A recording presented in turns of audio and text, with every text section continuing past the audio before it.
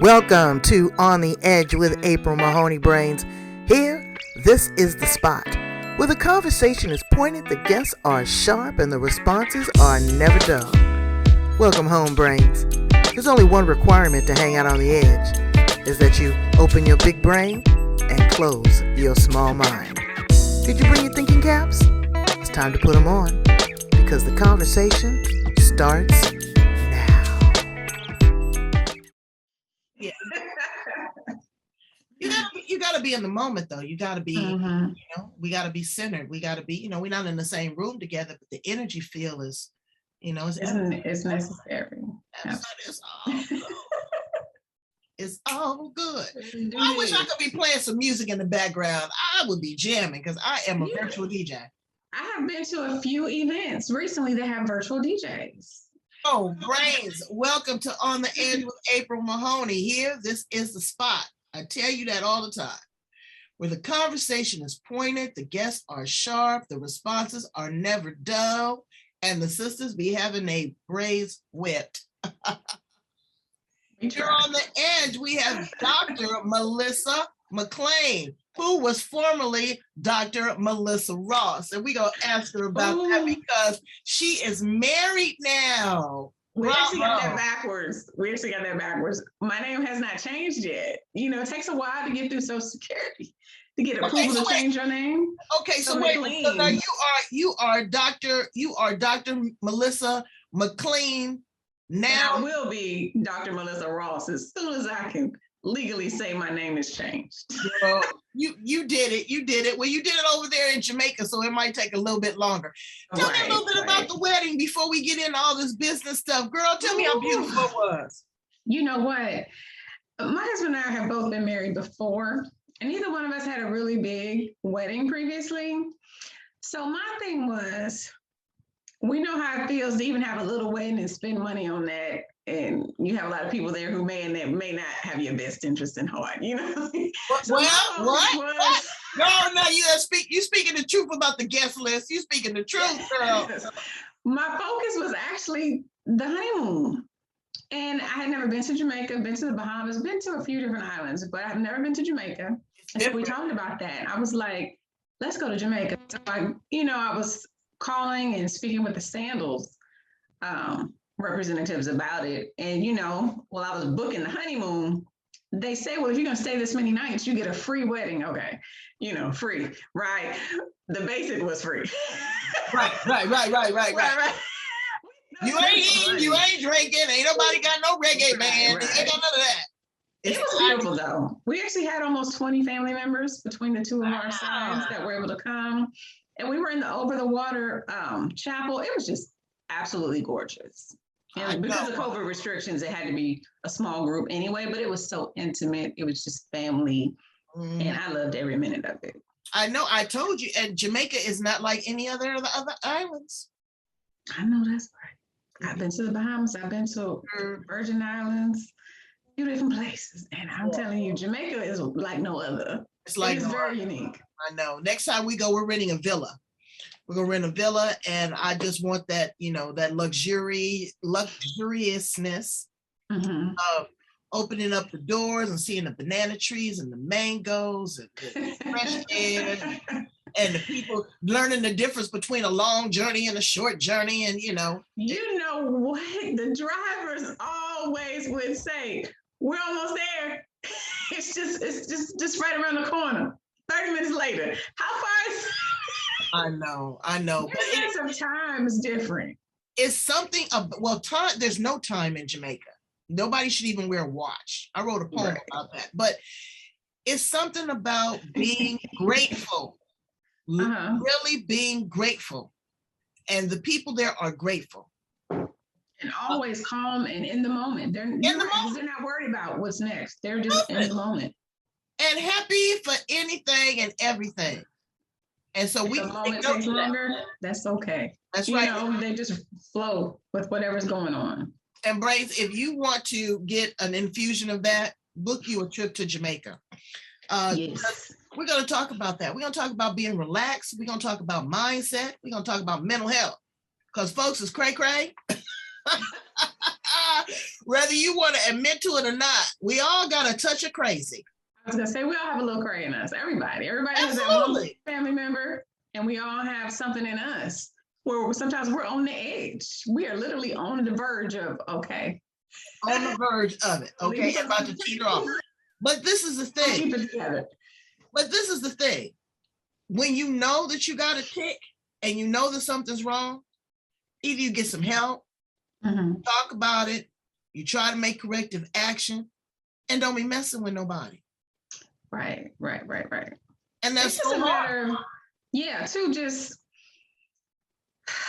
just recognizing that you don't have to respond to everything that's coming at you. No. Now that I'm older, some of the things we'll talk about when we talk about the book are totally different because that was a younger, different vantage point. But as you're older and people come for you, you know what I'm talking about. When people come for you. What? You have to debate in your mind at that moment how you're going to respond.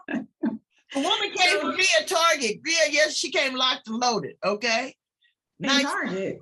In Target. Girl, I'm in line. I have a Black Lives t-shirt on. Yeah, so the line was long. And she gonna come at me. I don't know why anybody feels that they need to be special or singled out. She talking loud, right? She's talking to me. Oh my goodness. I'm rocking my afro then. And she's talking. And I said to myself, I processed it. I said, okay, so April, how you gonna show up? Are you gonna scratch your eyes out and see, just have everybody have you on camera, go to jail and everybody talking about you on the internet? I said, no, I'm not gonna do that. I'm gonna make it a teachable moment. I turned around and I proudly walked over to her and I said, you know what? I understand what you're saying. Every life is precious. I said, but right now, this is the flag that I'm waving. This is my call to action. I don't know if you've ever been victimized or hurt or abused or mistreated by somebody of color. I said, but I want to make it opportunity to make it right. Here's my business card. We can go to Starbucks, have a conversation about it. But all of this trying to call me out and front me out in Target, I'm not with that. Right. And everybody was looking and she went here and she went down here. She was expecting you to act up. That's girl, she wanted me to show up and show out. And she really didn't. South Central, girl, she didn't want that. I know. Folks always want to test us. Like, and I didn't want to do that. I don't want to be the angry Black woman. I'm not going to be the angry Black woman. Yes. I'm going to be the strategic Black woman. Okay? I'm educated Black woman. Absolutely. I'm not going to do all that. It takes work. And it's so unattractive. You get wrinkles and stuff. From the frown lines, you want to smile, turn around, smile. Well, they say Black don't crack, and I'm not gonna be the first one. Okay, I'm not doing it. But let's be honest, we do age well. We age very well. Exactly. All right, so now let's really kind of get into the nuts and bolts of it. All right. You work in the mental health arena. Tell me some of the work, a little bit about your history, and what are you doing in this space? Well, in this space, I have a small business. It's called Paragon Lifestyles. So let me explain that first. A paragon is a personal thing viewed as a model of excellence. And for me, this is how I live. Paragon Lifestyles represents a consistent lifestyle of self-evaluation and self-improvement. Because I'm always, like, your example in Target, I'm always thinking about what happened today, what went good, what went bad, what can I do better? That's just how I roll. So what I like to do is because, our circumstances kind of dictate how we turned out, who we are today. And sometimes we're happy with that, sometimes we're not. So in terms of mental health, what I do like to do is help people with their self-esteem and their confidence. So I focus on what we call the impostor phenomenon. And that can be construed very different ways, because, a lot of us, as we are growing up, or as you experience life, you kind of feel like sometimes you act as though you really aren't. You act like somebody that you're really not. So you kind of are an imposter. And then I like to look at it more of an intellectual viewpoint in terms of people who are actually capable and competent, strong, qualified, trained, but you feel the need to downplay where you are now, who you've become, because you're still dealing with a lot of the things from your past. You have people who got you trapped 10, 15 years ago when you used to show out. And then now looking at who you are today, now that you've matured, now that you're someone different, they're still stuck in your past. And I just like to help people put up boundaries that are helpful and healthy so that they can, block out some of that toxicity and make sure that they're dealing with good vibes. Let's talk about the misrepresentation though, because as Black women, yes, we're very confident, we're very beautiful, we know who we are, we're smart, we're intelligent, but when we get put in some situations, workplace, social settings, that self-confidence is considered as conceit, arrogance, whatever. Especially arrogance. Well, you know what? You can call me all of that because that's what I worked towards. Being confident, having self-control, having a presence, speaking with good diction. Yes. Being able to edit and filter and to fit in any situation. I don't care if I'm in a room with a bunch of Martians, baby. My antennas come up. Okay? It is about being able to blend. But what happens is a lot of us women, and I had that too. I had to work with a coach. I was so cold-blooded. I would be in a meeting, and you just read everything I was thinking on my face. I wasn't brought up to have that poker face. And we will speak out, but it is considered as being aggressive. That we don't blend in, or she doesn't do this. People don't give us an opportunity to really get to know us. And because you have that RBF face, you can't help it. That's just the way your face looks sometimes, right? And bullshit is bullshit. You can't put lipstick on a pig. You can, but it's not gonna make it pretty. Right. But if I'm not feeling you, wouldn't you rather for me to be authentic? I'm gonna be respectful, but I'm a straight shooter. I am a marksman. Okay, I'm gonna tell you exactly where I'm coming from. I don't want there to be no misunderstanding. That's owning your truth. But people don't do that. So how do we, as Black women, how do we show up with a softer sell? That people don't think that we're just so aggressive. You know what? I think the happier you are with yourself, the easier it is to show up and not be as concerned about what everybody else is thinking. If you're content on the inside, if you know who you are, if you have done the work inside to make sure that you're living the way you want to live, you're walking in your truth. You're not one person here and then somebody else when you come home. If you're being your true self, you're truly authentic, all that other stuff, it doesn't matter. And you don't even focus on it.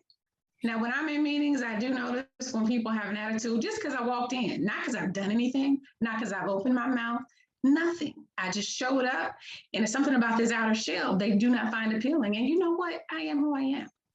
I can't change. And it's not that they don't, you know what?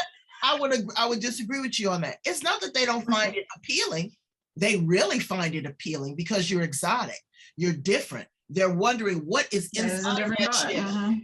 What is she going to bring to the table? What do I have to compete with? What is she going to say? Is she smart? Threatening. Well, and I'll be like, I told them, I am all of that. Okay, so put your seatbelt on and get ready for the ride. Right. But what happens, and what I found, is the reverse. We walk in with that, but we walk out with low self-esteem because I've been judged, I've been criticized, they've talked down to me. It affects your mental health. You go back into the office and you see everybody over at the water cooler and you sitting at your cubicle. I got one friend right now that tells me that everybody comes into work, they speak to everybody in the office but her. Except you or her. And I'm saying, and she put it all on the Facebook and all that kind of stuff. And I'm saying, well, that's not going to get a result. And then she puts negative. Well, I don't know why they speaking to everybody. Well, they speaking to everybody because it's something about you.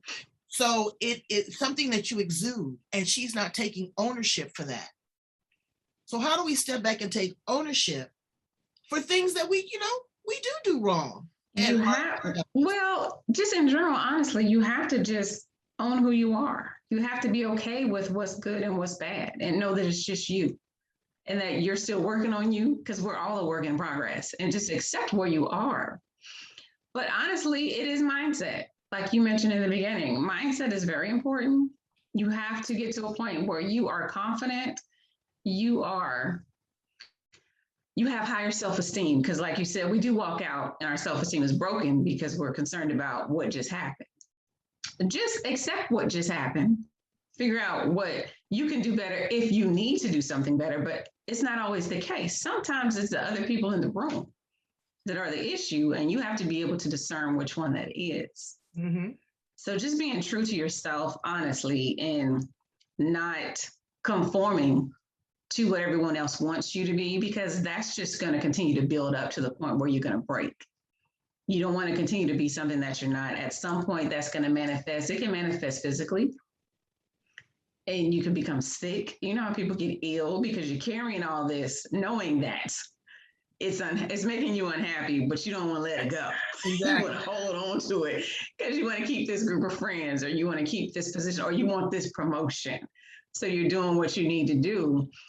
However, you can, if you get to the point where you are that content with yourself, you can just be who you are. And even if the people like it or they don't. Okay. And you got to be okay with that. You have to be okay with that. Let's add the secret sauce to the recipe. We talked about the workplace and outside environments. You just got married. I've been married for 37 years. And yes, sometimes I have to live the imposter phenomenon. Sometimes I have to show up somebody that I'm not, okay? Sometimes I'm judged. Sometimes I'm criticized. You know, and it's hard in a relationship between partners, because you've got this expectation that you're supposed to accept me no matter what. Yes. It's supposed to be okay. And that I'm not going to conform because I'm your wife or I'm your husband. And it causes a lot of problems. It causes domestic violence. It causes lying, cheating, stealing, you know, sexual indiscretions, pornography, all of that. That's another way of tapping into your mental health. How do we, in relationships, okay, you said you was a subject matter expert. I'm putting you to the test. Okay. But how do we gel that? You know, how do we look at, you know, after 37 years, like I said, I absolutely adore the breeze that keeps that brother cool. Yes, I do. But sometimes it is windy and I have to figure out really what's important. So in situations like that, in our mental health, in our relationships, and also with our children, how do we come in and say, you know what, this is not an outside influence. This is somebody that I live with. This is somebody I love. How do we create a balance there and step back and let it be okay? You know, you've got to do the same in your personal life. You've got to, first of all, you got to fight fair. Right. Okay. And by that, I mean, try not to trigger intentionally if you know it's just going to continue to drive a wedge in between the two of you. What my husband and I do, even before we got married, we did virtual therapy. Oh, we really? sure did. We did couples therapy. We did it virtually. It was amazing because we were okay with pretty much every topic. The one that kind of wasn't going so well was finances. Okay. Trying to break that shell and figure out who's bringing what, who's paying what. Right. One of my friends asked a question. She's on Facebook. She said, well, you know, the guy has asked the girl to move in with him, but he's asked her to pay half the rent. And I was like, I don't have a problem with it because she's coming equally yoked and she got some say-so. But if you asked me to be your wife, I would think that you pay for the roof over my head, but he didn't ask for a wife, he asked for a girlfriend. Right. You got to put it in perspective. And you treat it a little different when you're a girlfriend versus when you're a wife. Right. Now, as a wife, you know, when we're in this space, we're coming home to the same person every day, or in this environment, we're locked up in the same house 24 hours a day for years. The situation outside. So we have learned each other's love languages. Beautiful. You know, mine is physical touch. He loves, his number one is words of affirmation. So I try to let him know how much I appreciate everything he's doing. You're doing a great job, you know, maintaining our household, take care of all of our needs, keeping the lights on, you know, make sure the mortgage is paid, taking care of everything. And, we don't go a day, we try not to go a day where we don't hug. Or if he just walks by and he just touches my shoulder, because I love physical touch. So that right there, I'm good. It doesn't take a whole lot once you understand how that person communicates love.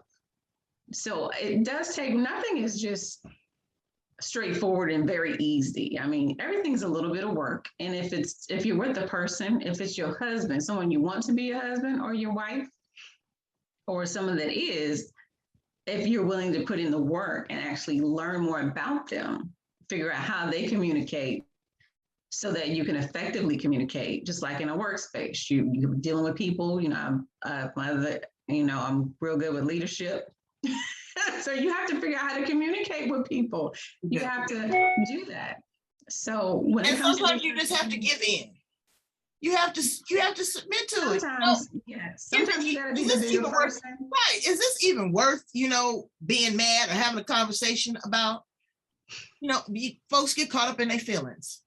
Right. I know it was funny the other day. I got caught up in my feelings. I got a story for everything. But I got 4 compliments and 1 insult. And the insult superseded the 4 compliments. So why? That's what I said. I was in my feelings. Okay, so you let it supersede all the good stuff. Huh? I did, but you know what? I had to talk with my ego. And I said, you know what, really? Because I work with an ego coach and she's amazing. And I said, okay, where was I wounded? Why did I have to feel a certain kind of way? Why did I let this impact me? Why didn't I let somebody else's truth or perception or feeling? Why did I just And because I got the compliments doesn't mean that they were more valid than the insult, because that was something I exuded.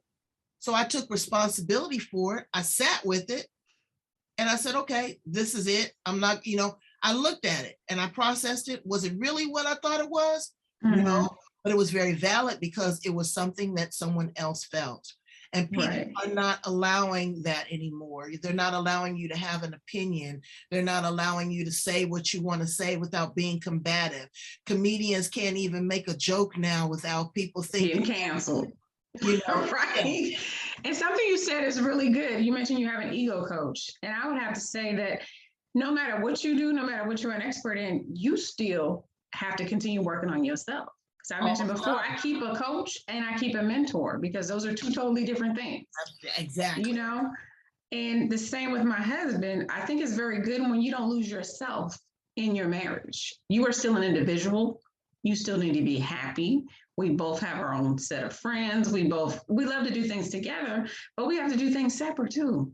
You do. We do. I know every couple's different, but we need to have our own identities just in general, so that we, again, because it's not his responsibility to keep me happy.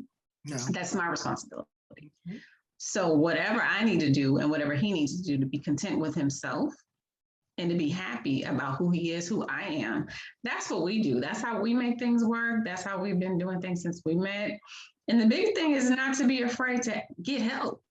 Not to be afraid to reach out and find an expert in the issue that in the area that you're having challenges with. It could be real quick, temporary, because we didn't do our financial therapy long, our virtual counseling. It didn't last long. They just needed to help us find fair ways to talk about those topics without getting upset. And it was a game changer. It was a game changer. It is. I'm telling you, money and sexual indiscretion. Those are the deal breakers right there, is the money and the sexual indiscretions. That's where people kind of draw the line, and now people are changing. They got these polyamorous relationships. They doing all this stuff. Well, that's them. Everything is different. Everything's different. That's what they doing. And, if they like it, I love it. It ain't bothering me how they get down and bump they ugly, but don't judge me. The heterosexual community is really becoming the minority and getting a lot of hits. That's true. From the LGBT community. We can't do nothing. We're wrong because of what our choice is. Diverse, what is it? Diversity, equity, and inclusion. That's on everybody's tongue right now. The he, she, we, they, everybody want to be a pronoun. They don't want to be a noun. It's different. So now you're a woman in the IT space in your professional career. Information technology and all of that is just bombarding us. That's messing with our mental health as well, because the information is coming at warp speed.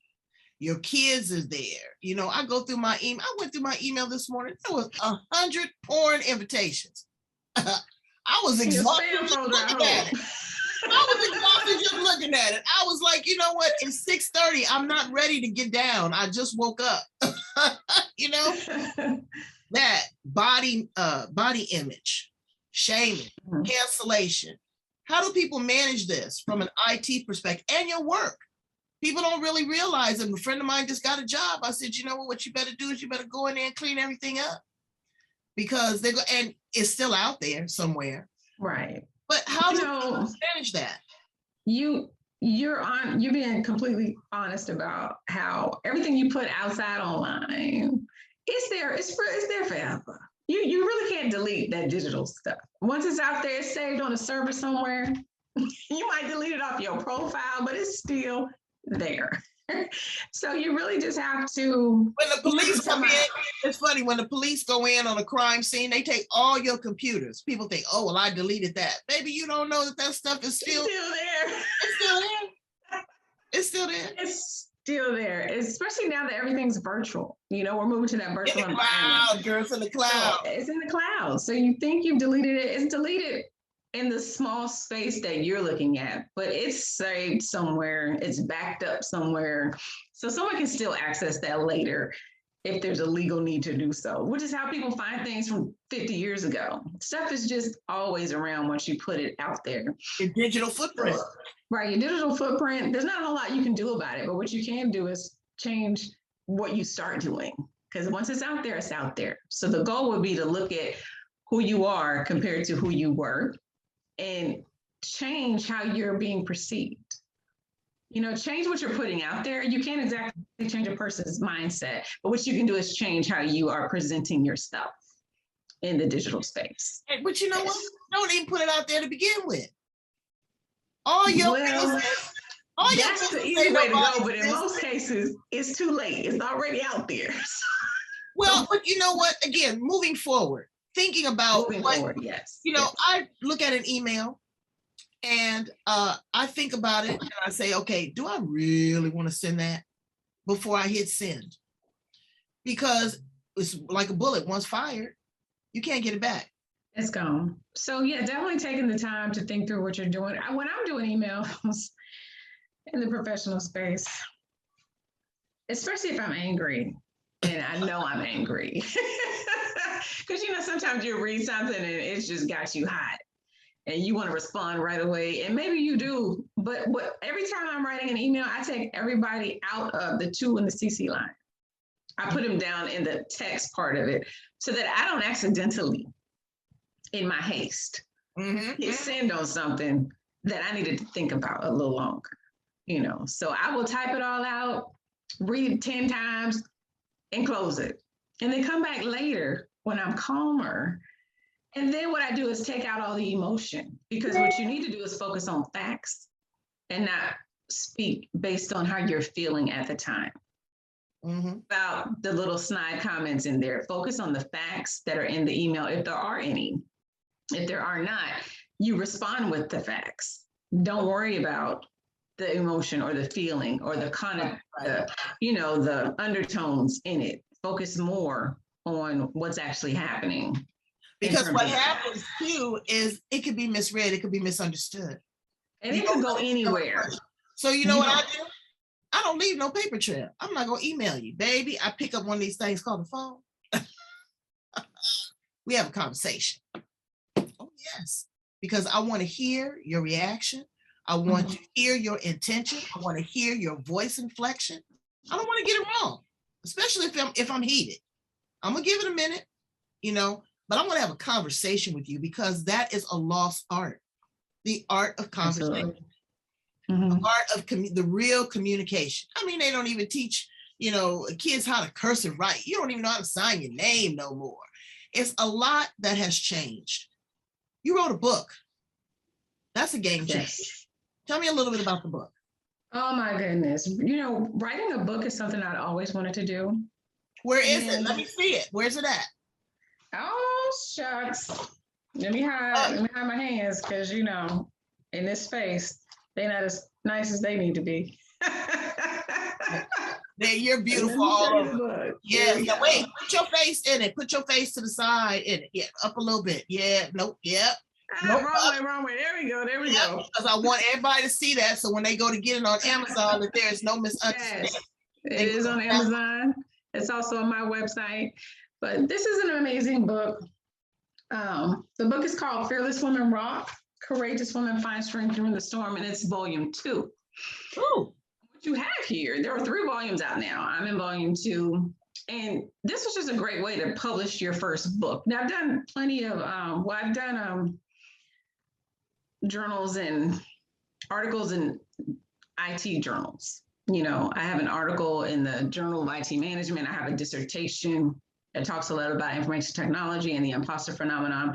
But this was a personal thing. This was more so me trying to finally make amends with the past and finally getting rid of some things I had been carrying for a long time. So I finally just spoke my truth about the way I grew up and made some peace with that.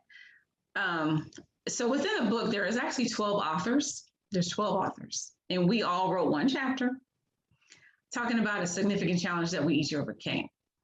And doing it this way, you actually have, instead of just one person trying to carry the load financially and timeliness in terms of getting everything done, you break it down. So now you have 12 people with much smaller chunks and a lot less that you have to contribute, but you end up with so much more money, so much more power in terms of marketing and everything that you can do collectively, because you can't work in a bubble. You can't do everything alone. And we were all looking to publish our first book. So we all got our goals accomplished. And as each of us builds on our repertoire, we all get to take credit for what's happening based off what was in the book, whether it's your chapter or not. So you really have to think kind of outside the box and not be so concerned about mine, I. Yes, that's important. But when you're trying to do something bigger that's really going to impact people's lives, you need to work collectively, because my one experience is no less or no more than the other 11 in the book. And when you have 12 totally different, significant experiences that people have overcome, you're impacting a lot more people than just the one who can relate to my story. Would you share a little bit of your story, a part? Would you do a little reading? I'd love to hear. I want to hear you. I want to hear some truth, girl, this morning. You say, I got a story. I'm about to hear your story. Oh my goodness. So first, let me just say, you know, my chapter is entitled Sleeping with Your Clothes On. And it talks about my life, my childhood growing up with a parent who was not only bipolar, but also schizophrenic. So we had a double dose going on under our roof. And I also want to say that living with someone who suffers from mental illness is different for everyone. And, you know, but this is my experience. This is my truth. So one night when I was 15, I was in my room in bed, fully dressed, sleeping with my clothes on, because I never knew what was going to happen. The window in my room was always unlocked so I could jump out with ease. I was less afraid of someone breaking in and hurting me than I was of my mother storming into my room. I saw the darkness in her eyes again. Her yelling faded into the background as I tried to figure out what was happening. Was this it? The day she would finally kill herself, or maybe kill me? She didn't mean what she was saying, did she? She had to love me deep down, right? She swung at me, but at that moment, I wasn't afraid. I was full of rage. I couldn't take it anymore. That was it. I did the unthinkable. I kicked her in the chest so hard that she fell back and hit the wall. I heard glass shattering as the pictures on the wall began to fall, but I didn't hesitate. I ran into my room, opened my window, leaped out, and ran across our yard. I jumped the fence, the chain link fence, like an Olympic hurdler, and wouldn't come home for at least a decade. So this is how it started. This is Oh, where it started. This is what wait. Now you got me captivated. Now I gotta get the book and read the rest of it. You know what? Because what I want is not so much of what you went through too, but I share empathetically what she was going through, because that wasn't absolutely. that wasn't her. You know, this is my child, and then to get that people don't understand that you got to defend yourself too in combative situations. And that was the first time I had ever fought back. I was 15 at this point, and she'd been this way my entire life. So she was mommy. You don't swing, you don't put your hands on your parents. But at the same time, it wasn't her fault. She was ill. She was off her meds. She did not know what she was doing. She didn't realize she could possibly hurt herself or hurt me. She was just so far gone in her mental state that she just didn't know what she was doing at the time. But at some point you have to defend yourself, or like I just said, you could be lost at that moment. You've got to learn how to watch out for those triggers. You got to know how to you got to plan your escape routes. Those were all the things I had to do growing up. You just have to be ready at a moment's notice. Did you ever get the help that she needed? She absolutely did. Unfortunately, her condition was so severe. She was medicated so heavily for so long that she ended up with dementia. So the last decade or so of her life, she already wasn't there, but she also just became more of just a shell, because she couldn't remember anything. She didn't know who we were. She didn't know half the time where she was. But Spirit is speaking to me right now. She didn't know anything. No. God is really talking to me right now in my heart, because he's revealing something to me. Okay. And he's saying that, oh my goodness, excuse me, brains. This normally doesn't happen during the show. But he's saying to me that she was out, but when she went into dementia, she came back in to find that balance. She was in that shell for 10 years to help her transcend or transition or understand where she had been all those years before. So there was something there for you. And God is saying, don't fear, don't worry, because it wasn't about you. She had absolutely. That's the one thing. There's quite a few things in the chapter that explain how much I learned from it. I know at the time I was extremely down, but it taught me so much. I had to grow up so quickly. Hold on one second, because we're not stable. So I'm getting this message. I'm getting this signal, this sign that's saying that she had an assignment. As odd as it is, again, we don't know what God's divine purpose for us is, but it wasn't about you. Correct. And it was about her. And she was trapped in that 10 years of dementia, trying to process, edit, and filter what her next assignment was going to be versus what she had been through and subjected you to. Now, were you the only child, or did you have siblings? I was the youngest of two girls. I have an older sister who was there. So after that night, I left at 15. So I literally never lived at home again after that. But my older sister, she left for a while, but she came back, and she was there to help my father just care for her by the time she had dementia, because it was too much work for one person. So it was just too much work. But you were in a two-parent household. It was your mom, your dad.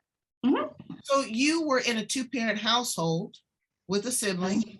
Yes. And how did your father process this? What I did learn very recently, because my mom passed away in February, is that I believe my father felt responsible for her condition. Because, sometimes people say that those type of situations are hereditary, that type of ailment. And other times it's a way to protect yourself, as if something happened, something extremely traumatic has happened, and you're just kind of trapped in that moment, and you can't escape that moment. And it manifests physically and mentally. And it was clear just based off the discussions we were having, trying to take care of final arrangements, that, he had to be there. He didn't want her to go to any type of nursing home or hospice. We brought her home. We brought her home, and she went peacefully at home. And that was it was a surreal moment for us all. It was a surreal moment for us all. And I think I was so stressed after losing her because of how close they were. And I was afraid that I would lose him too. And I was a daddy's girl because, a lot of couples, older couples, when they've been married for so long, once they lose one, the other is right after. Oh, hell, don't say that. I've been married 37 years. I don't. Just saying, you're so connected. You're so used to that person. We are peanut butter and jelly. We are right. It happens all the time. And I actually ended up at my age. I'm 47 now. I'll say that. Looking good, Queen. Looking good. And I ended up with something called broken heart syndrome. And I ended up having to go to the hospital. I spent 5 days in the hospital because they thought I was having a heart attack. Wait a minute. I saw a documentary on TV yesterday. They thought I was having a heart attack. Yeah, that is showing up a lot more now, and it has the same characteristics of a real heart attack. It's all mental. It's mental. Wow. It was all about my mind and the pain I was feeling just watching this process. By then, my mom and I had made peace with everything. And she wasn't there. She was just a shell of who she was. I called her every day on my way home from work. She very rarely remembered who I was, but we would talk anyway. It was like starting over every day. What's your name? And where you sound like Missy. That's what she called me, Missy. You sound like my Missy. Every day, the same conversation. But definitely broken heart syndrome. I literally couldn't get up the stairs. And I told my fiance at the time, my husband now, something's wrong. I need you to take me to the emergency room. And I rarely go to the doctor. So he jumped right up. Wait a minute. You need to go to the hospital. Let's go. He's grabbing everything. And by the time we got there, I thought they were just going to run some tests. And it ended up looking like a scene on ER. It was quiet. I had my youngest daughter with me in the room. He couldn't come in because of COVID. We weren't married yet. So my daughter was there. He had to sit in the car in the parking lot. And all the doctors, it was just a swarm of people came in. They were hooking me up to extra machines. We're going to need you to leave the room, young lady. There was, everything was happening so fast. But based off my blood work, I was having an actual heart attack. Oh yeah, because they were saying in the interview yesterday that you exude enzymes. Same as if you're having a heart attack. All the tests, I was having an actual heart attack, and I had to even do a left heart catheterization because this happened on a Friday night. So they kept me in the hospital over the weekend. On Monday morning, they did a left heart catheterization and literally looked inside and checked all around my heart. And it was swollen into a specific shape. There's a shape that it takes on when you're dealing with this type of syndrome, this broken heart syndrome. And so the doctor knew immediately by the look of my heart that I was grieving. I had experienced a significant traumatic event that affected me mentally. And in my mind, I was so overwhelmed by that event that I was having a heart attack in my mind, but physically I was not. Wow, that's heavy. So that was very heavy. It took several weeks before I was back to work full time.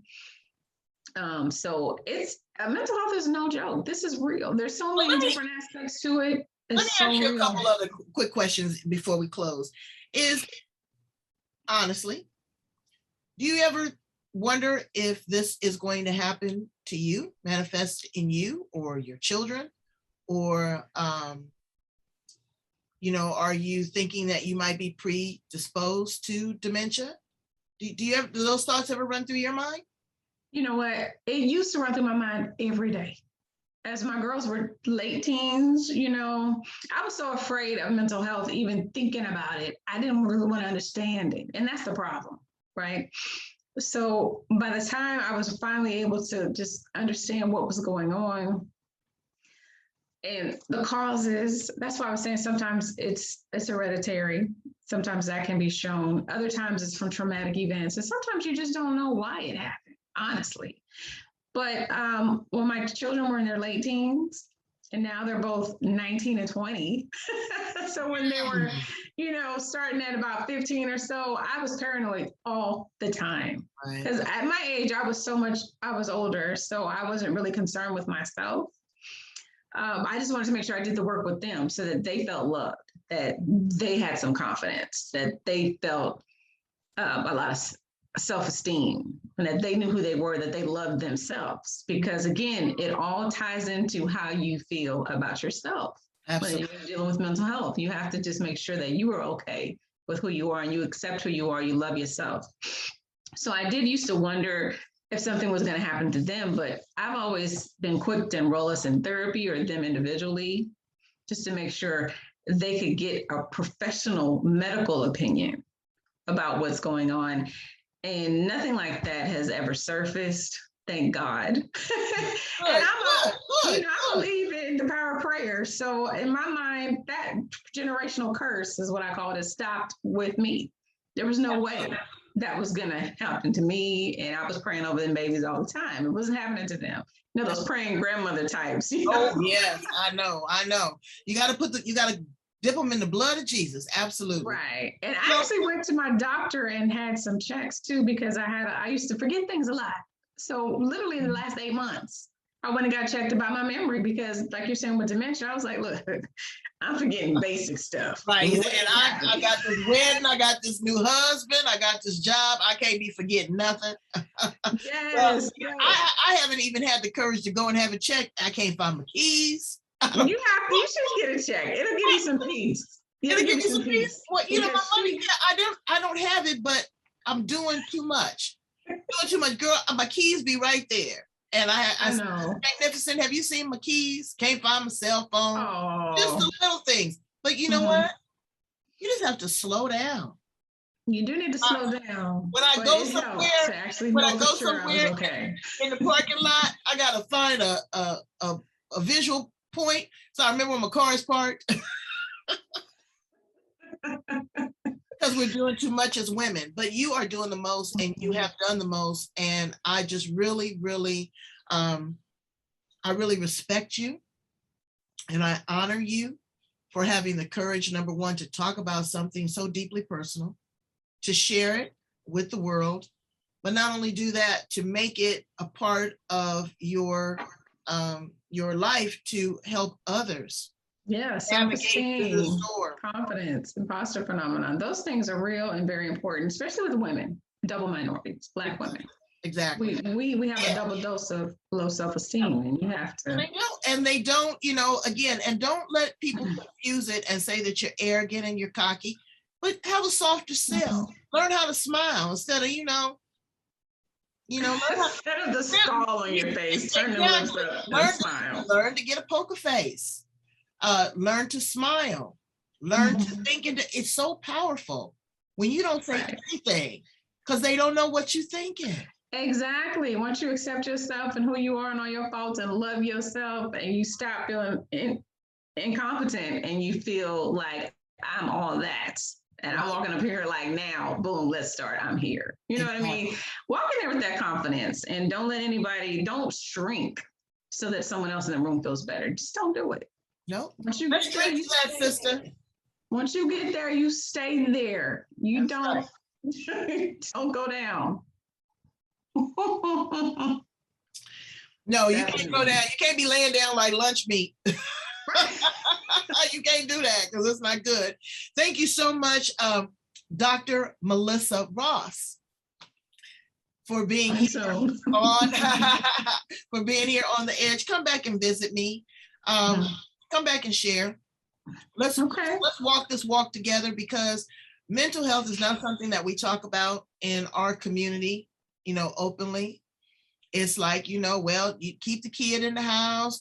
Don't take them to church. They're going to show out. We don't do therapy. The preacher going to lay hands on them, all this kind of stuff. But you know what? There's medications that can help. Yes. You can go through take advantage of that. But you got to show support. You still got to love because that person is trapped inside in a shell, a horrible place too. And they're just as afraid, if not more so, about what they're going to do and how they're going to react because they have no control over it. They're probably reliving the same moment that got them there over and over. you know, you don't know what they're dealing with, and we have to be more empathetic to that. Absolutely. While also dealing with our own feelings. And that's what we're doing right here on The Edge. Please, wonderful, tell them how to get in contact with you. If they want to do deep dive, they want to purchase a copy of the book, you know, really to work with you on a much more intricate level. Absolutely. The best way to reach me is through my website, drmalissamclean.com. That's drmalissa.mclean.com. Once I change my name to Dr. Ross, I will redirect that site to the appropriate place, but that works now. It'll work later. And the same with email, drmalissamclean@gmail.com. Facebook, Instagram, same thing at Dr. Malissa McLean. So what we're going to do is we're going to put all that information in the show notes and behind. Again, like I said, I thank you so much. And I wish you many, many happy years of marriage. Do the work, you know, do the work, you know, keep your mouth shut, speak up when you need to, but always save yourself, you know, even save yourself a little extra money. That a lot. Put it to the side. Exactly. That secret account. Brains, get your mental health check, okay? Yes. Just on the regular. If you find that you are getting, you know, I'm gonna put the outreach telephone number too for mental health assistance for NAMI. And so what I really want you to do is if you feel that you in a funk, you know when something's not right. You can't tell me you don't know when something's not right. If you're going from a flicker to a flame, if you're sleeping too much, if you're drinking too much, you popping them little blue pills, you're arguing with people, you're being aggressive at the signal light when somebody cut you off, you feeling like you're watching too many gangster movies and you could get a gun and shoot somebody, stop. And get some help. Trust your instincts. We love you. Bye, Melissa. All right. Thank you.